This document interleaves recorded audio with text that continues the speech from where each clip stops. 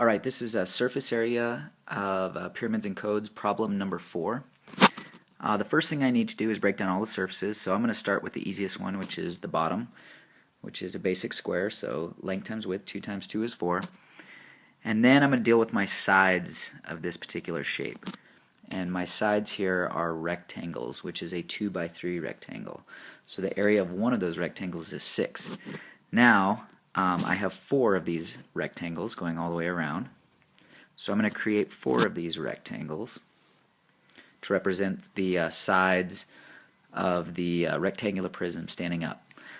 Okay, the part that gets a little bit tricky here, this triangle here. So I'm going to recreate the pyramid over here. But I'm going to draw my inner triangle kind of slanting to the right. I think it looks a little bit easier.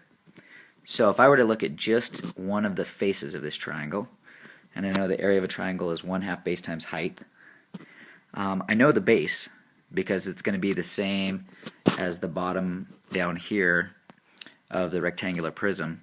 So the base is going to be 2. What I don't know is this height right here, which you can also see over there on the pyramid is kind of at the slant of that pyramid. So I'm going to look at just that orange right triangle, and I'm going to use the Pythagorean theorem. So, and I should have probably not used an S here, but I'm going to use S because a lot of times in formulas they put S for slant height of the triangle. And I know that the bottom here is going to be 1 because it's going to be half the distance across. And then I just do a little bit of math here. 1 squared plus 2 squared equals S squared. And I get 1 plus 4 equals S squared. And 5 equals S squared. And then to get rid of this squared, I do the opposite, which is square root. So my slant height is the square root of 5. So now I have something I can plug in for height. I could get a decimal, but it says up here, do not round until your final answer.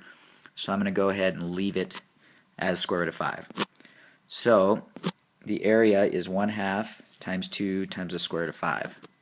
So the area of one of these triangles is the square root of 5 because I can 1/2 of 2 cross cancels or it just turns into 1. And then I know there's 4 of those triangles.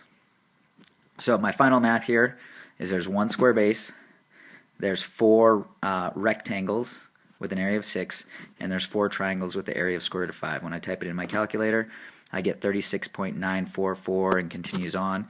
And here's the part where I'll round it to a whole number. So my final answer is 37.